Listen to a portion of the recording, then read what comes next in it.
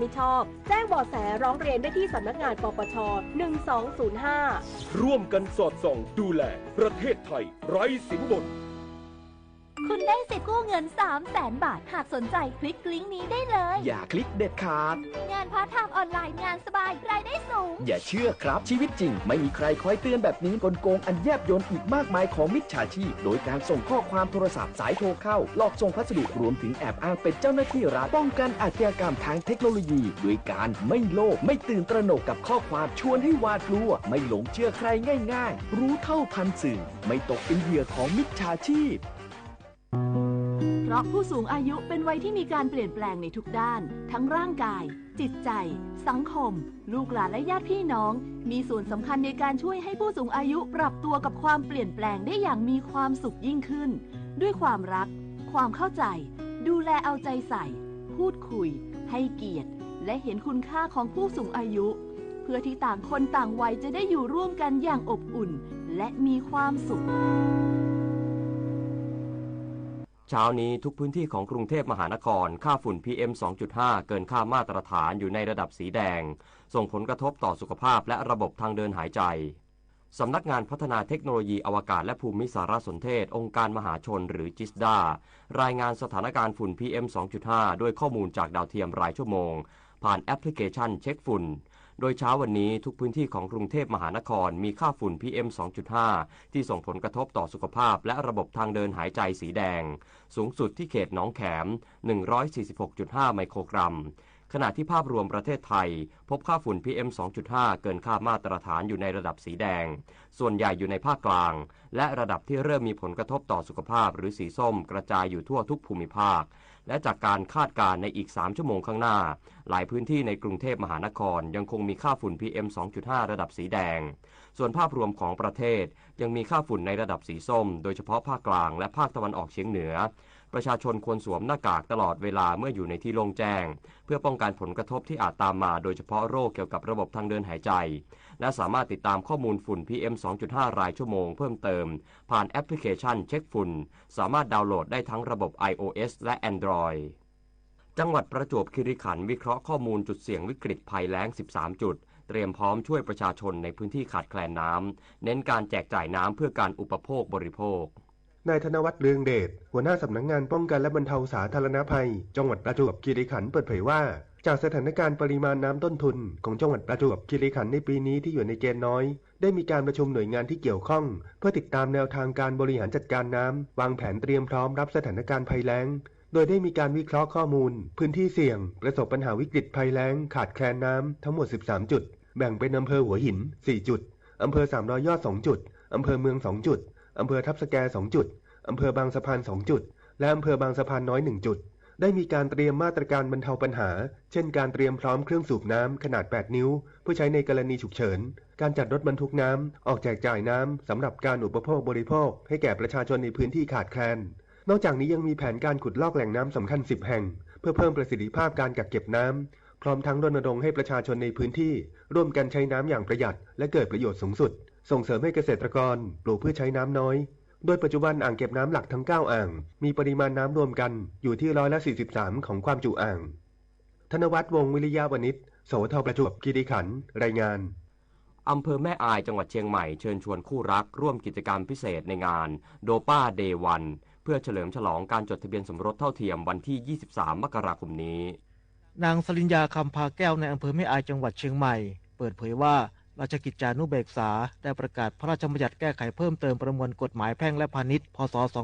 2567ที่เป็นที่รู้จักในชื่อสมรสเท่าเทียมซึ่งกฎหมายฉบับนี้เปิดโอกาสให้การสมรสไม่จำกัดเฉพาะเพศหญิงและชายอีกต่อไปแต่รองรับการสมรสระหว่างบุคคลทุกเพศอำเภอแม่อายจึงขอเชิญชวนคู่รักร่วมกิจกรรมพิเศษในงานโดป้าเดวันเพื่อเฉลิมฉลองความรักและความเท่าเทียมเปิดโอกาสให้คู่รักได้จดทะเบียนสมรสตามพระราชบัญญัติสมรสเท่าเทียมตั้งแต่วันที่23มกราคม2568เป็นต้นไปณสำนักทะเบียนอำเภอแม่อายคู่รักทุกคู่จะได้ร่วมสัมผัสบรรยากาศแห่งความสุขและร่วมพิธีตีของชัยเพื่อเป็นสัญลักษณ์แห่งความรักอันมั่นคงและเท่าเทียมถนอมศรีแก้วเลิศสวทฝังรายงานจบข่าวชลธรจัญญาอ่านรับฟังข่าวครั้งต่อไปเวลา 11 นาฬิกาติดตาม ข่าวที่นำเสนอไปแล้วได้ที่ www.thainews.prd.go.th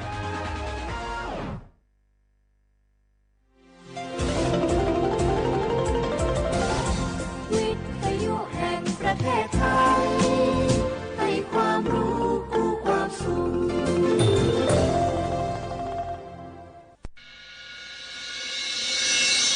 สถานีวิทยุกระจายเสียงแห่งประเทศไทยจังหวัดเชียงใหม่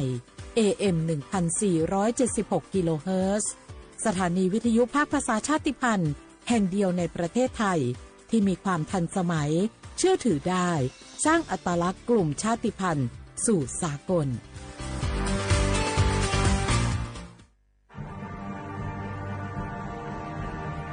ชาติศาสนาและพระมหากษัตริย์สถาบันหลักของชาติที่อยู่กับสังคมไทยมาช้านานสถาบันพระมหากษัตริย์เป็นเสาหลักในการสร้างชาติให้เป็นปึกแผ่นเป็นศูนย์รวมจิตใจของปวงชนชาวไทยเป็นบ่อกเกิดของความรักความสามัคคีของคนในชาติเพื่อเป็นรากฐานให้ประเทศชาติมีความมั่นคงสืบมาจนถึงปัจจุบันรวมสร้างความภาคภูมิใจในความเสียสละของบรรพบุรุษไทยในการปกป้องพื้นแผ่นดินไทยโดยสำนักประชาสัมพันธ์เขต 3 กรมประชาสัมพันธ์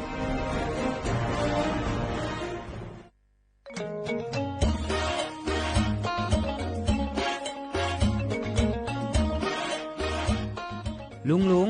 ปีนี้ฝนแทบจะน้อยแหมแล้วนะครับแม่ผมแทบจะบ่รอดจะยิ่งจะได้ดีแม่นแล้วพอเข้าหน้าแล้งน้ำก็น้อยจะอีกูปีเขาต้องเตรียมตัวกันให้ดีๆเนอ้อต้องเตรียมจะได้ครับลุงก็ขุดอ่างเก็บน้ำไว้ใจแถมบ่ปอปลูกผักปลูกไม้ที่ทนแล้งกับใจน้ำน้อยตัวอย่างถั่วดินกับมันสำปะหลังขอบคุณนักๆนะครับลุงผมจะลองแย่ตามที่ลุงบอกแล้วก็จะเริ่มปลูกพืชที่ใจน้ำน้อยตามที่ลุงบอกครับเตรียมพร้อมรับมือกับภัยแล้งเก็บน้ำใช้อย่างรู้คุณค่าและปลูกพืชที่ใช้น้ำน้อยเพื่ออนาคตที่ยั่งยืนสำนักประชาสัมพันธ์เขต 3 กรมประชาสัมพันธ์เกษตรกรบ่แน่บ่นอนบืดหายบืดดีพืชผลเฮามีบางครั้งบางทีราคาบ่แปร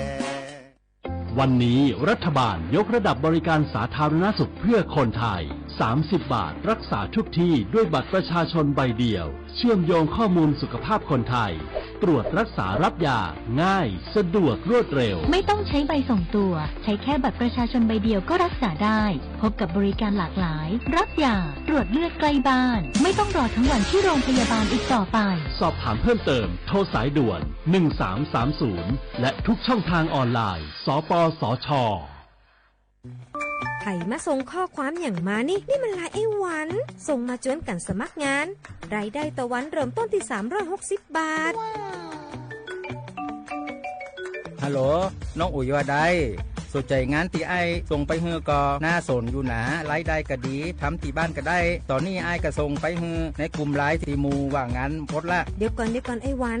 บริษัทอย่างที่ไหนนี่ลองอ่านดูแล้วสีบ่หันมีข้อมูลอย่างสักอย่างเจือได้แต่ก็เจ้าว่าแล้วต้องถามแน่มันต้องเป็นห่วงปีอ่านพอละมีตากรมพัฒนาฝีมือแรงงานมั่นใจได้ชัวร์ถ้าสนใจก็โอนกาสมัครไปฮือเปิดเลยเด้ออันเดี๋ยวน้องขอไปร้องพอดีๆกำก่อนเนอะตึงว่าแล้วโดนเพจปลอมจุ้งให้ละไอ้หวันสังเกตง่ายๆเพจแต่จื่อเพจต้องสะกดถูกและมีเครื่องหมายติ๊กถูกสีฟ้าตั้งหลังจื่อจำนวนผู้ติดตามนักตีสำคัญเปิ้นบ่มีนโยบายฮับงานไปทำตีบ้านนะเกือบไปแล้วเตือนเลยนะคะว่าอย่าลงเชื่ออะไรง่ายๆและขอความร่วมมือไม่ส่งต่อหรือแชร์ข้อมูลต่อในช่องทางสื่อสังคมออนไลน์ต่างๆหากสงสัยติดต่อหน่วยงานนั้นโดยตรงมั่นใจปลอดภัยกว่าค่ะสักนิดคิดก่อนแชร์ปรารถนาดีจากสำนักประชาสัมพันธ์เขต 3 กรมประชาสัมพันธ์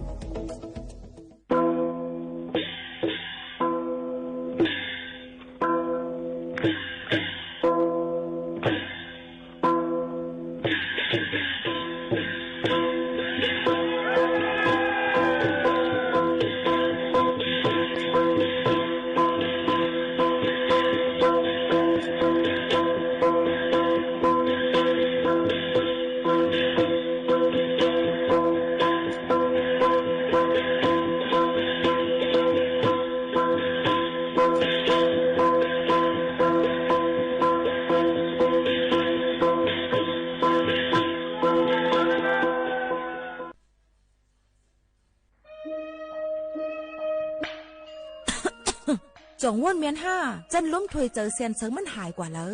เมื่อก่อนเฮายังเลยสุดล้มถวยเจอเลยเต็มปอดอยู่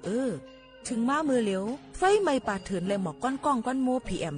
2.5 เป็นเพต่อสภาวะฟิงตื้นเป็นเสอำกายังปั่นพรให้จ้าต่อไปอยู่หลีเฮาเทียงกวนลูกดีเผาป่าไม่เถือนเผากวยเหยื่อยุกยักษ์ซ่อมให้จอมสวนเสเป็นเงาหักเฮ็ดเฮาเป็นหมอกก้อนก้องก้อนโม PM 2.5 ตุ้มเตอร์ต่อเนื้อวันในสวนแหล่เป็นเพต่อตั้งเป็นปอดหูเจอจังเป็นตั้งเป็นผายร่วมถวยเจอต่อลูกอ่อนได้ก้นเท่าเทียงลูกก่อนเฮากูก็หลุเลยใจแถมกันเฮกังลุยอ่ำเผาป่าไม่ถึงเฮ็ดแหลนเฮไฟปันเฮียงผูกต้นไม้น้ำเฮากัดจืนใส่ลีกึดลองเผาป่าไม่ถึงลดย่อมหมอกควันตาจันร่วมถวยเจอจืนใส่ลีแต่เอาเมื่อในกว่าตาจันร่วมถวยเจออันลีในวันเมื่อนานนั่นตอนตาสู่เฮาและก้นอันมาแอวแลกูก้นนั่นค่ะอ้อเลยตั้งมุมมองห่างดีเสฐานฐานหน้ากอกับสืบข่าวตอน3กรมประชาสัมพันธ์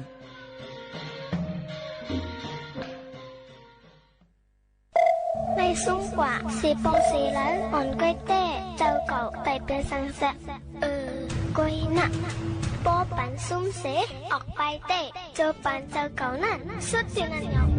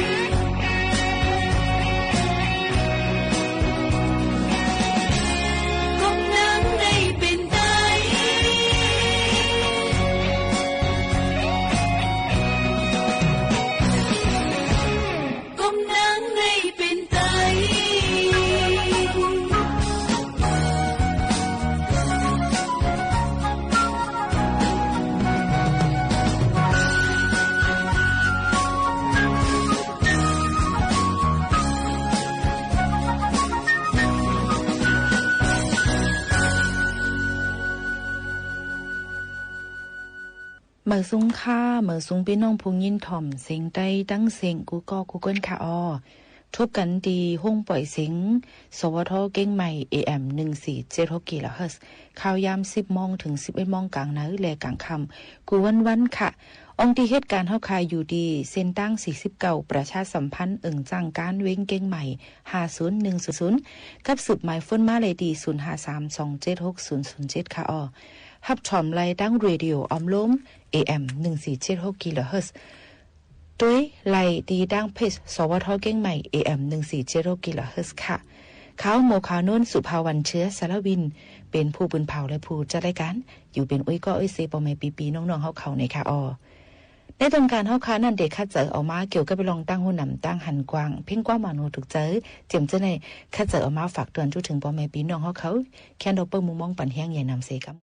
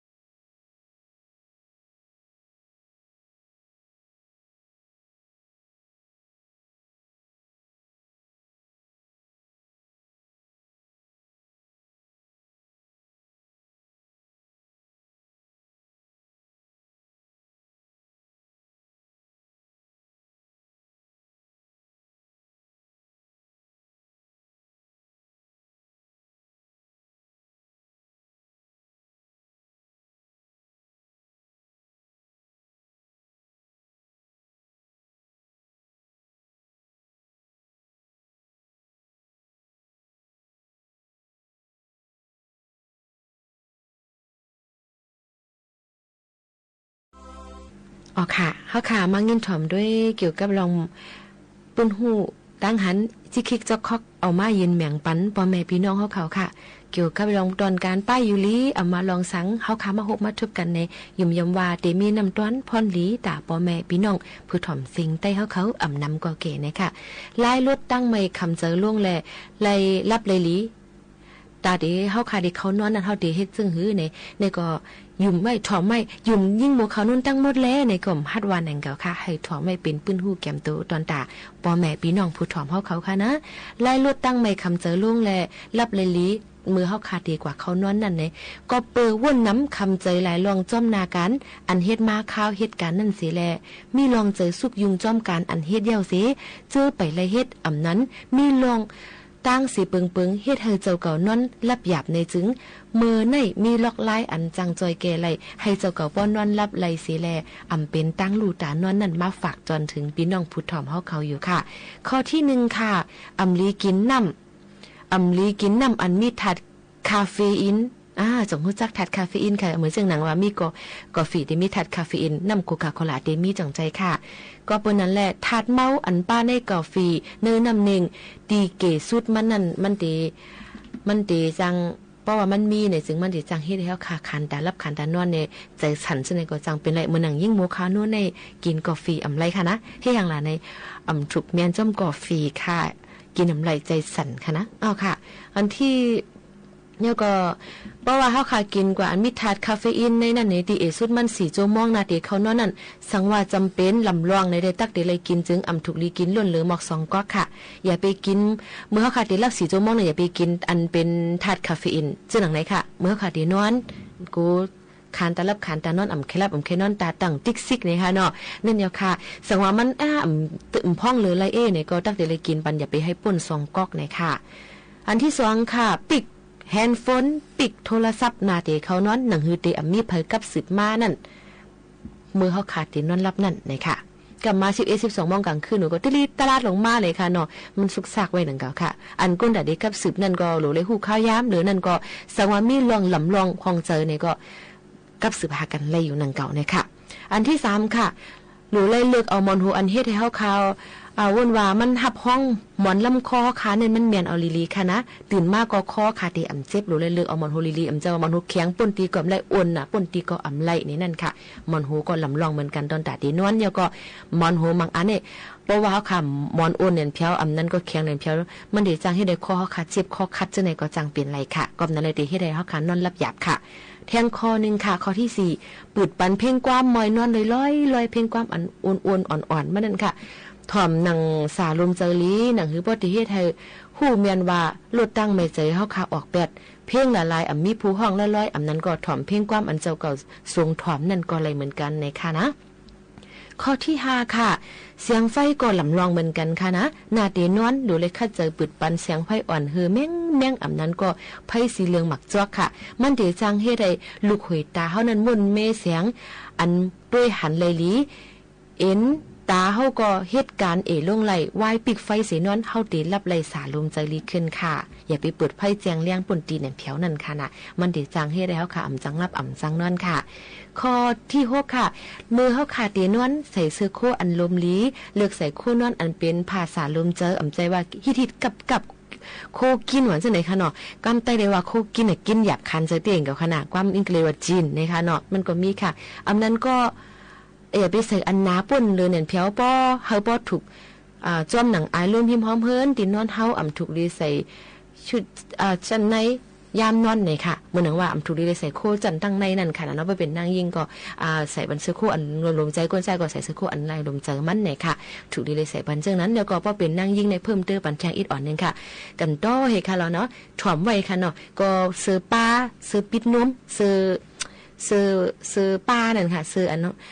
ใส่ตำหนักนั่งยิ่งนั่นค่ะนะซื้อปิดนวมในก็ปตินอนถูกดีเลยใส่มันจางที่ฮีดมันจางที่ฮับจางเฮ็ดให้นวมเฮาค่ะแกนนั้นก็จางเป็นนวมเฮาค่ะที่มีตุ่มมีเป็นกวนออกมาจังไหนค่ะมือเฮาค่ะที่นอนถูกดีเลยใส่ในอันนี้ก็เป็นปื้นหู้เอามาฝากตอนจุถึงพ่อแม่พี่น้องเขาเอามาในปรับ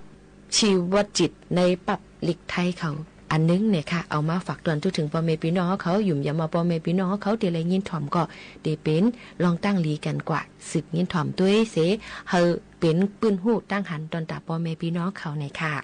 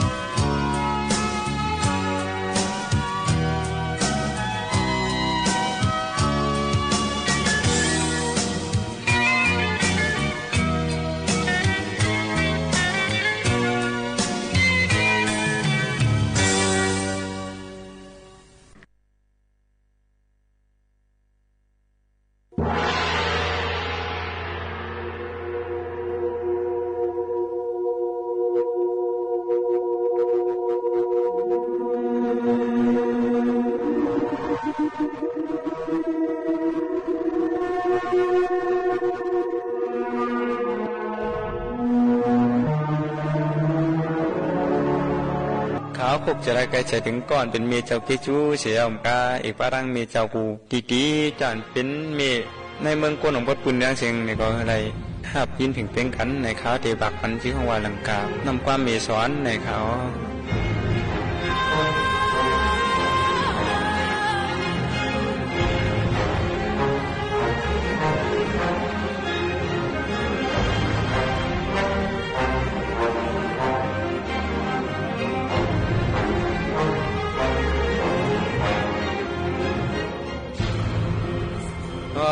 ติขา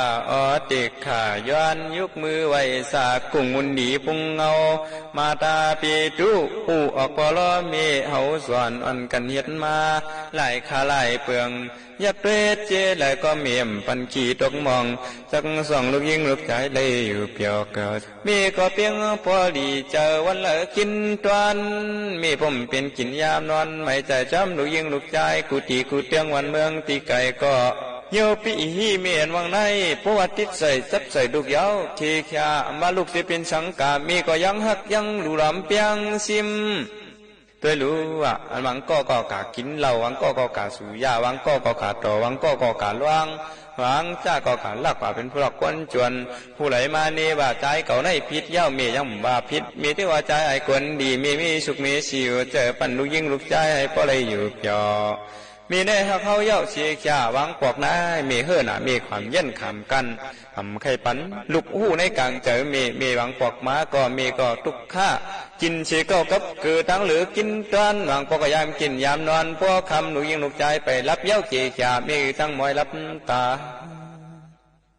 วังพวกวางไหลเอากินข้าวกินพักแล้วสังด้วยรู้อ่ะมีในข้ามเอาเป็นป่าในปันก้อนเป็นลูกใจลูกยิงอ่อนกินเสียแหละกินขึ้นกลางขึ้นลูกเมฆก็มาจุกมาเลยามวางปอกจำขึ้นลูกขึ้นถามว่ามีสัมพีได้กินเท่านั้นล่ะ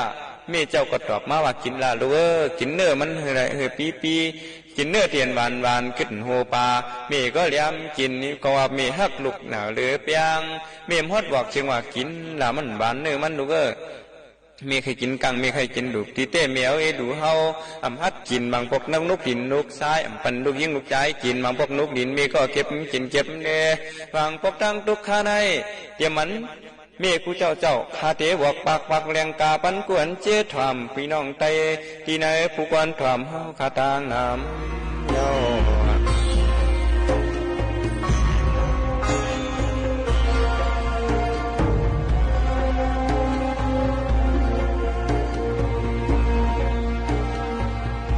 มีอยู่เมื่อนานว่ะอันเป็นก้อนหนึ่งมันหูจักกลุ่มปอกลุ่มเมเจ้าเกจูสอนฮีก่อมไล่สอนฮีก่อมไล่สอน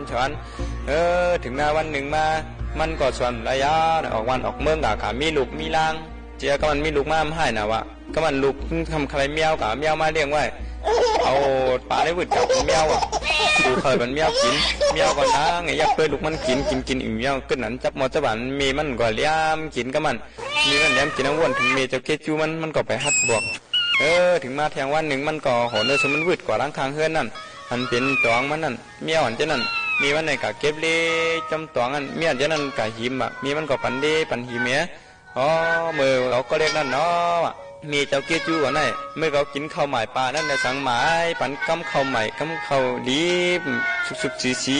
เพิ่มนกดินนกทรายปันนกปันหมดจีเมียงตอมอะไรความอะไรขึ้นเมียติ้นออกมาปันเมี่ยมขามกินเย็นกันเมื่ออยู่7 วันก็สู่เข้า9 เดือนก็สู่เกิดว่าจังไหนเสียแล้วตั้งแต่เขาเกิดมาไหนเวลาตกผมคิดอยู่อย่างนั้นเนาะมาวนไปขึ้นจังไหนเสียแล้วมันก็น้ำตาไหลลงมาน้ำเกี่ยมมันเสียก็ที่หีนอเนี่ยมันมาด้วยต้องมีหักลูกมีก้นก็ลงสัตว์ก็เป่งกันตรงนั้นเนี่ยมันก็ปอกของมือขึ้นบางเฮินมันขึ้นมือถึงแล้วมีก็เลยชุดเชียงความกะก็ไม่เกาที่หีนอในเมืองกวนเนี่ยปากมีเสียนมีเฮงมีหมื่นมีล้านมีก็เป่งมีก็เหลียวยาวเนี่ยมันก็มือนังไงให้มีผู้ถอนก็หนึ่งมาลาดนี่มันมาไม่ให้อย่างใจให้ก็มันมาขึ้นยาวก็มันมีมันไข่กินมีเมียหนึ่งอ่ะไข่กินหมักเกียงน่ะกาหมักเกียงมาสุกมาต่างวันต่างกองว่าป้นรถพื้นน่ะวะจังว่ากินเนาะไหนเมื่อมีเมืองกวนเขาหล่อเลี้ยงเขามีเจ้าเกจูเขาเมื่อเขามีเมืองกวนอยู่น่ะเมื่อเตื้อต้องตาอาปากกาไหลมาไหลอยู่เขาขาหลวนกันลุมล้อมลืมลายอย่าปันมองปันชาตัวรู้เมื่อเขาขาก็เรียกนั่น เมื่อเฮาไปหมอลาดกามมีก็ใครลาดเมื่อเฮาไปหมอจุกหมอปั่นมีก็เอาปั่นออมต้อมสุกๆสีๆในดีในบ้านมีก็มาปั่นก้อยยามนั้นมีก็ทุกข์เพราะว่าเปลี่ยนกวนให้ลูกเบามนดีไปตั้งแลหันมีกันหันเสียงนูเสียงนกอ่อนห้องกาขวัญจนไหนมีก็เตียกสวนปันโจโจเจเหมือนเสียงเมียงวีห้องปันจนโจจอดวางพวกนายหนอมีเจ้าโซโซเล่าคู่เก่ามีเจ้าอำต้นไล่ปินมีเจ้าคำกินเสียนเข้ากับเกิดดังเหลือกินตอนยามในมีเจ้าอ่อมไผ่นั่นดังตุกข้าเลือดไม่กาเป็นพื้นเป็นไผ่ส่วนใส่เขาแต่อ่ำหูคุกจะเลยว่าใครกินนมเย้าใครกินข้าวใครเละใครเล้าใครไรใครกินอันไรก็ห้องให้เป็นตั้งไม่พอรอมีนำขึ้นเพราะว่าใจได้ยิงอย่าปันได้ตกลื่นใครย้อนเจสั่งหัวใจสู่พี่น้องเธอเชื่อไตกูเหมียวตีกูเหมียวผู้ควรทำเฮาข้าเพียงกันเย้าในกำไม้ขาวตีหวยวันกัวสู่อันเป็นเมียเจ้าคิดอยู่นาเสียงเมียป่าทัดสินธรรมคาเตส่งยินจูเมียตาอันกุงยากุงปอเมเจ้าทั้งสองที่ได้ลืมลาคาเตส่งปันปากูเจ้ากัดเย็นเพ่งกันที่ข้างนอกยามสุปานให้มีเจ้าเกจูไลมีเสกกัดเย็นใจดีอย่ามีเพมีเข็นให้มีเจ้าเกจูไลกัดเย็นดีกว่ามีอาศักยินยาวอยู่ในศาสนาข้าจ้องเอาลูกล้างต่อเต้าหอเทียบย้ำจับกาทางไทยนั้นเสียกำตาเอาคาลูกลังยังสู่อธิษฐานให้มีเจ้าเกจูปอเจ้าเกจูตั้งเสียงไรกัดเย็นใจสิคำตานอสาธุ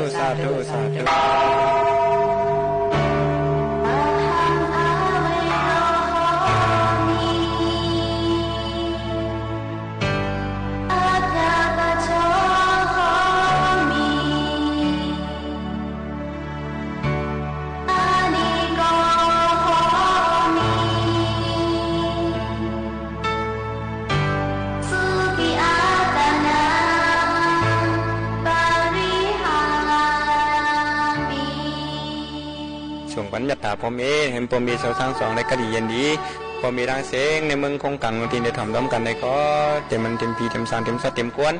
อะไรก็เย็นถึงเพียงกันในเขาก็มีเจนในเสียแล้วมันในก็เป็นวันมีในดาคุกจะได้ใครจะถึงก่อนเป็นมีเจ้าเกจูเฮาเสียแล้วที่ในเรื่องหลูล้อมลืมลาเกิดพันมันหยาบมาเอานาแข้งมีเอาเวทเฉาเฮือนอยู่มาค้าบางเก่าเหลือเนี่ยจะง่ายเนี่ยมีบางพวกมามีต้องเจ็บต้องเจียนใครกินใครหนึ่งใครกากใครเฮ็ดกล่อมไรเฮ็ดใครกินไรกินบางพวกโกลุกข้อโกลุกยอมโกลุกตรงบางพวกก็โกลุกอึบโกลุกอยากมีก็กั้นขาหาเฮ็ดมาปันปกเปี้ยนห่อบางพวกมีมไรเจียวบางพวกก็มีตุกคุกจะไรอันเป็นลูกยิ่งลูกเจ้าดังเสียงบางเจ้าไหนเสียดำเมื่อไหร่เขาที่ย้อนชื่อฝันมีเจ้าเคจูมีจังไหนเสียอะไรเฮอมีเจ้าเคจูกูเจ้าปีว่ามีก็ข้าเจ้าที่อันที่มีในเมืองกวนในก็เฮอไรก็เย็นเพียงกันเจ้าวุ่นใหญ่คนน้อคำนั่งหอคำเอาขาในก็เฮอไรก็เย็นเพียงกันเสียกัมหอค่ะให้มีเจ้าเคจูได้อยู่ดีกินหวานก็เย็นเชื้อสามีมังกราจะเมียตาตั้งลงตั้งหลายผีหันผีเมียตาเนื้อเมฆะก้นหันก้นเมียตาเนื้อเมฆะสัตว์หันนี่ก็สัตว์มีเมียตากรุณาเนื้อเมฆะเสียแล้วให้เมฆะอยู่ดีกินหวานแก่เชื้อสาอีกป้าเมเจ้ากูเจ้าย่านเป็นเมก้นปอก้นอยู่ในเมืองก้นไหนนี่ก็เฮอไรกัดเย็นเพ่งกันอาสักกินยาเพ่งกันสีคำเขา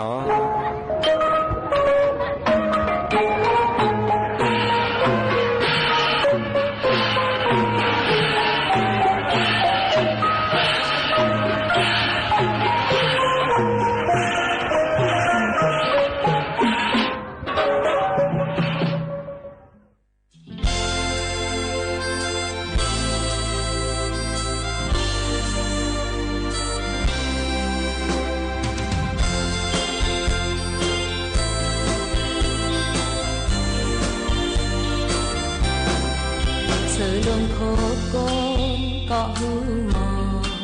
đức bằng năm ngô đục mình thì mò ya bôn côn bên này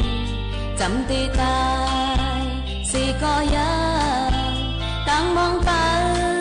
mình nhà hơi lưu อนเอ๋ยสู้ตั้งหาก็ขอจ้าไว้จากเล็กนายมีสังมีสังมีสังเลอหักปล่อยย้อนก่อนมันเป็นลีจันเพลงก่อนมันเป็นเลย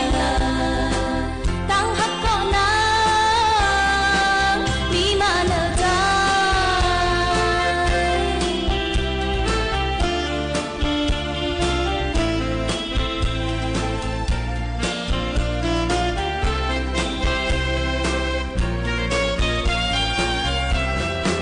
เหมือนจังใดก็เจ็ดเดตุยต่อกันมาห้องโตยาดงเจ้าก็มาเท่ามันสิ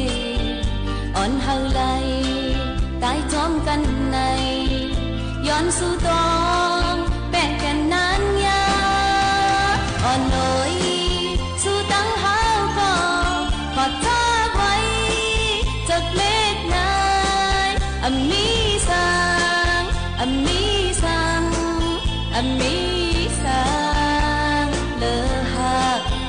ปล่อยย้อนก่อนมันเป็นลีจันเพลงก่อนมันเป็นเลยตั้งหักก็นางมีมาเลอใจ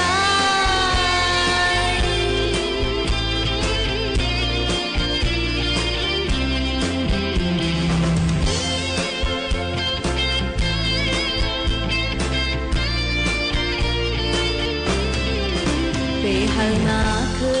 นปอกกำซองกนออกพอกเอ้ยกนเปิดว่าถึงมอซอดัดความโคมหูหวานโหเจอตะเปออกกูเลิกข้าวยามมาเจียมวันนั้นอ่อนเอ๋ยสู้ตั้งหาก็ขอจ้าไว้จากเล็กนายมีสังมีสังมีสังเลอหักปล่อยย้อนก่อนมันเป็นลีจันเพลงก่อนมันเป็นเลยตั้งหักก็นางมีมาเนอใจ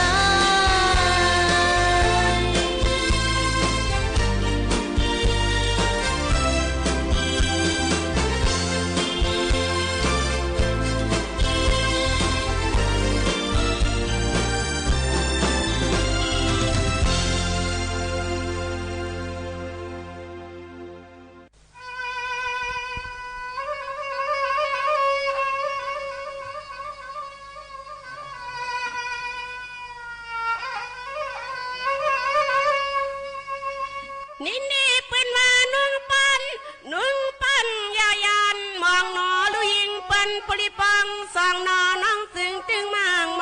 งแพ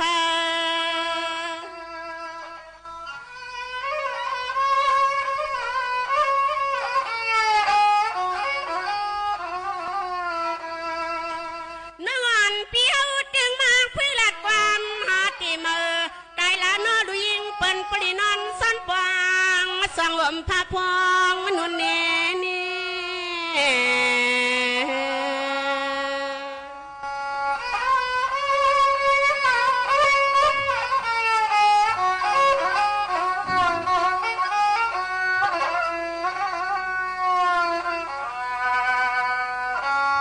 เสียงอ่างน้องยิงเปียวสังเศร้าก็เลยกดใจน้องยิงหยวนมลอนเติมเปียวว่าซ้อมมาก็คำมาคุณเป็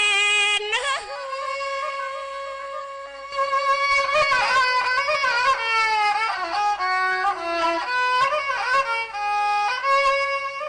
ที่ลูกก็บันปีเศร้ามีสีคำค้างความอ่อนหรือเนาะเสียงอ่างน้องฮักปีติดตายอมเลียเจอตาสุยตูอยู่ป้องหอมงานหอมยีลุงมีสุดต่อเท่าเสลาคำมันนักเตะสำรวมสุดตองเมียง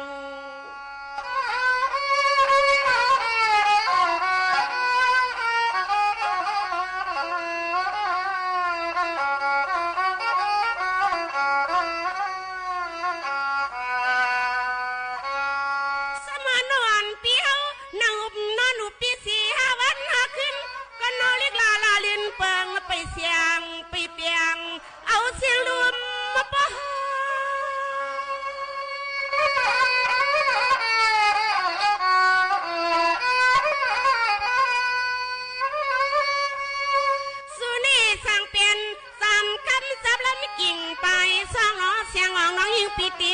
อำเลียเจอตาสุยดูอยู่ป้องหอมเฮือนหอมยีลุงมีสุดต่อเท่าเสลาคำน้องเตะสำหลอมป้องหังงา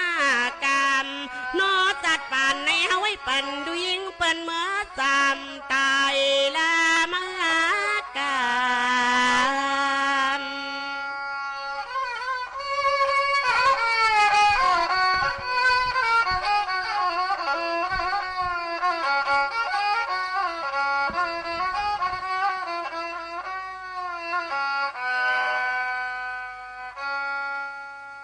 ในวันมื้อในก็เลยมีปืนหูตั้งหันฝากตอนจู้ถึงปอแม่ปีๆน้องๆเขาเนี่ยค่ะตั้งทัดสางในอ่ำมีอ่ำเป็นในนั่นค่ะอ๋อโหในนั่นในก็คัดใจเอามาเสร็จแล้วเอามาฝากตอนจู้ถึงปอแม่ปีๆน้องๆเขาในค่ะตั้งทัดสางในนั่นอ่ำมีก็อ่ำเป็นค่ะอ่ำมีตั้งทัดสางในก็อ่ำจังขึ้นใหญ่ไล่ในหู้ถึงกันอยู่ก็เผอเลยญาติทัดสางเต้ๆมาในซ้ำอ่ำใครย่อมหับในนั่นเตว่าย้อนไปแก่ทวนเลยหืออำว่าเล็กแลเยอะอำว่าคุยแลแขนก้นในเตรียมทวนหมดเยี่ยวไหนอำซูมีแลตื้นเตจังพิษจางเปิงจางมิดจางสวยแลอยู่นั่นค่ะนะเนาะเพราะว่าพิษเปิงมิดสวยก็ฮู้กาเตญาตั้งทัดสางเยี่ยวค่ะตั้งทัดสางหนึ่งอันในอิงเนืออันเลเสเกิดเป็นม้าก้อมไข่เสเนกันก้อมไข่หลั่นซนกันก้อมไข่ย่าลู่เสรนาตากันเสเกิดเป็นม้าห้าอำนั้นมีกลางใจลีเสแลใครๆฮู้พิษแม่หลีแลหือใครๆเงื่องมิดจอมเปิงเลยหือไหนถูกเลยทัดสังขึ้นก่อนเย้าในก็ภูทัดสังเปิ้นต่างก็ในก็เตเลยมีข้อที่1ในค่ะเตเลยทัดสังให้สั่งต่อเมียนข้าวยามมันป้ออ่ำสั่งต่อเมียนยามเตอ่ำจังเลยทัดสังในค่ะข้อที่2นั่นเตเลยทัดสังตั้งคออันจือความเจอเตอ่ำเลยทัดสังตั้งคออ่ำจือความอ่ำเจอนั่นเสเป็นรองเย้าตัวกว่าในค่ะข้อที่3ค่ะเตเลยทัดสางตั้งคอโอนความนวลสีแลเตอำเลยทัดสางตั้งคอหาวความเลิ้งเนี่ยค่ะข้อที่4เตเลยทัดสางตั้งคอความอันจับเลยพรหลีเตอำเลยทัดสางตั้งคอความอันอำจับเลยพรหลีนั่นเตอำถูกเป็นย้อนนั่นแหละเตเลยทัดสางคอความอันจืออันเจอจับเลยพรหลีมันนั่นเนี่ยค่ะข้อที่5ค่ะเตเลยทัดสางตั้งเจอหักเมตตาเตอำเลยทัดสางตั้งเจอลำโตซาเสเตเลยทัดสังตั้งเจอหักเมตตาเตอำเลยทัดสังตั้งเจอลำต้อซาโมหะในนั่นค่ะสังเจอว่าก็ผู้ทัดสังในทัดสังเลยตั้งกลางเจอลีหนังในจอดนาสุดนั่นในจึงจ่องเจิงเจ้าเก่านั่นเตหมจมยำหับเลยอยู่หือจมหับเกาหลีหรืออ่ำไรและหับก็เย้าตื้นว่าอ่ำหับไรก็อย่าตาเดแวดรอดไรตั้งทัดสังนั่นเตหยาบอยู่อ่ำไล่หนึ่งก็ไล่หนึ่งเย้าในอ่ำกำหนึ่งก็กำหนึ่งเตียอยู่อ่ำห้างเซในเสียแหละสังว่าอ่ำเคยกำยาเปิ้นทัดสางในได้ก็เจ้าเก่าหลูเลยฮัดทัดสางขึ้นตัวเจ้าเก่านำเสียแหละคัดเจอคืบหน้ากว่าก้วยเย้าในค่ะกังเจอเลยโจปันเฮาเมียนห้อยเหลียวกันเซกำในยุ่มย้ำว่าสังว่าอ่ำห้องหับไรอันเปิ้นทัดสางเฮาค่ะสังว่าอ่ำใครเปลี่ยนก้นกำกับให้เปิ้นทัดสางเฮาขายอยู่ติ๊กเย้าในจึงเตเลยเมทัดสางวนสอนออนลีในตัวเฮาใจเฮาอ่อนตั้งสุดเสียแหละคึงปองเฮ็ดสร้างกว่าหนังกลางใจเฮาคาและในโจปานั่นเฮาเมียนเลยอันเดียวกันเสสืบคึงปองเฮ็ดสร้างกว่าเสกัมในอันนี้ก็เป็นข้อความปันเฮียงเจอเป็นข้อความอันดีเลยเจอยก็มาฝากปันพี่น้องเขาเฮาหมอมุ่นแม่เนี่ยนั่นค่ะให้หมอมุ่นแม่โตเฮาใจเฮาอันว่านั่นโตเจ้าเก่าคู่ลีเลยเสเปิ้นในนั่นค่ะโตเจ้าเก่านั่นเนี่ยค่ะแต่เฮ็ดผิดกะหือกะเย้าเปียดเปิ้นไหลอยู่กะหือกะเย้าตั้งนำตั้งหลายกะเย้ากล้วยกะโตเจ้าเก่าเตเปียดขึ้นโตเจ้าเก่าอำไหลนั้นสังว่าอำใครให้เปิ้นเปียดเฮาก็อำตาบหรือเปียดเปิ้นบางปอกบางไรมาในตัวยุกอย่างมาในค่ะเฮาฮู้อยู่ว่าเขานั่นเปียดเฮาเขาก็คัดเจอแก่งเขาครับใครเปียดเฮาเป็นนั้นมีในอำเจออำเป็นนั้นมีใน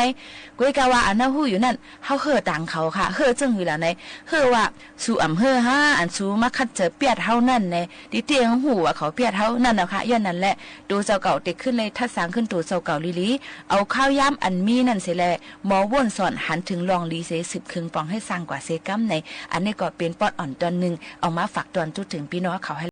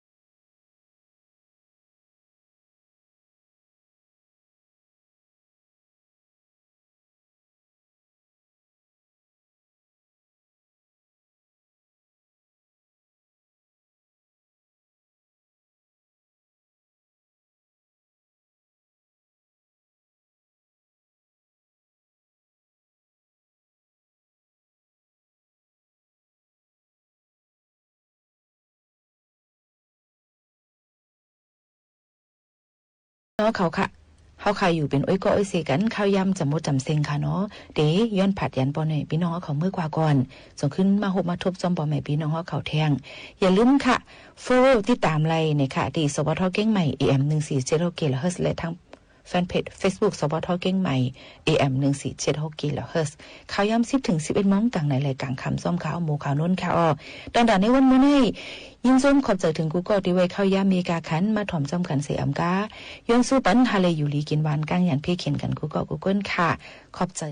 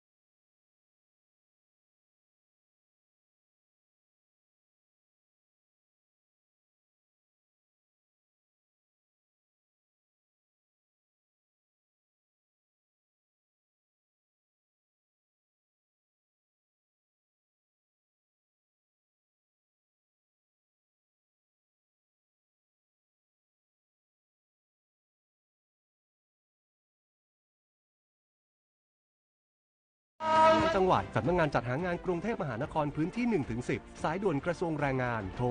1506 กด 2 กรมการจัดหางานร่วมสร้างรอยยิ้มเพื่อการเติบโตอย่างยั่งยืนตอนนี้ปัญหาบุหรี่ไฟฟ้าเข้าถึงง่ายมากและมีรูปแบบที่ดึงดูดใจเด็กๆโดยเฉพาะสารเสพติดเป็นภัยต่อชีวิตบุหรี่ไฟฟ้ามีสารพิษอันตรายต่อสมองที่กำลังพัฒนาของเด็กและเยาวชนอนาคตประเทศชาติจะพัฒนาอย่างมีคุณภาพร่วมปกป้องเด็กและเยาวชนจากบุหรี่ไฟฟ้าคนไทยไม่เอาบุหรี่ไฟฟ้าคนไทยไม่เอาบุหรี่ไฟฟ้าคนไทยไม่เอาบุหรี่ไฟฟ้าสถานีวิทยุกระจายเสียงแห่งประเทศไทยกรมประชาสัมพันธ์ขอเชิญทุกท่านร่วมตอบแบบสอบถามความพึงพอใจผู้ฟังรายการสาระนานากับสารานุกรมไทยประจำปี 2568 ผ่านทางออนไลน์เพื่อให้เราสามารถพัฒนารายการให้ตรงใจผู้ฟังมากยิ่งขึ้นท่านสามารถติดตามรายการนี้ได้เป็นประจำทุกวันในช่วงข่าวภาคเช้าเวลา 7 นาฬิกาทางสถานีวิทยุกระจายเสียงแห่งประเทศไทยสามารถร่วมตอบแบบสอบถามได้ง่ายๆเพียงเข้าไปที่เพจ Facebook ของสถานีวิทยุกระจายเสียงแห่งประเทศไทยหรือเพจรายการข่าวยามเช้าบันทึกสถานการณ์ค้นหามาเล่า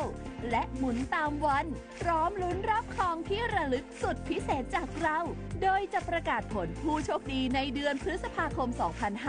2568 อย่าพลาดโอกาสดีๆแบบนี้นะคะมาร่วมกันพัฒนารายการที่ดีเพื่อคุณและสังคมไปด้วยกันกับสถานีวิทยุกระจายเสียงแห่งประเทศไทย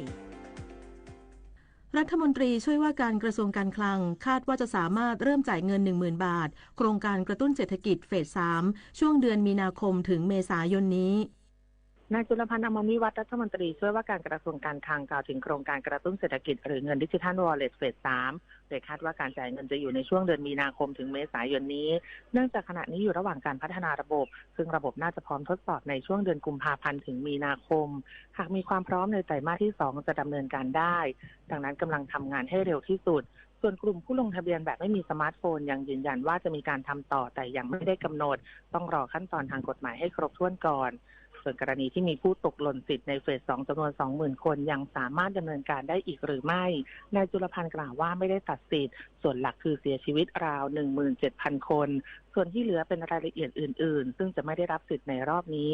ย้ำว่าไม่ใช่การตัดสิทธิ์ทุกคนที่ลงทะเบียนไว้และเข้าเกณฑ์จะได้รับสิทธิ์ทุกคนซึ่งขณะนี้กรมบัญชีกลางมีความพร้อมโดยในวันที่ 27 มกราคมนี้จะเดินหน้าโอนเงินเฟส 2ตั้งแต่วันพรุ่งนี้จะให้มีการตรวจสอบสิทธิ์ในระบบแอปพลิเคชันทางรัฐหากผูกบัญชีเข้ากับพร้อมเพย์จะเข้าบัญชีโดยอัตโนมัติแต่หากโอนไม่สำเร็จกระทรวงการคลังจะทดลองโอนซ้ำ3 รอบเชื่อว่าจะแล้วเสร็จใน3 เดือนหากไม่เรียบร้อยถือว่าสละสิทธิ์ผมธิดาทิพยานนท์รายงานค่ะ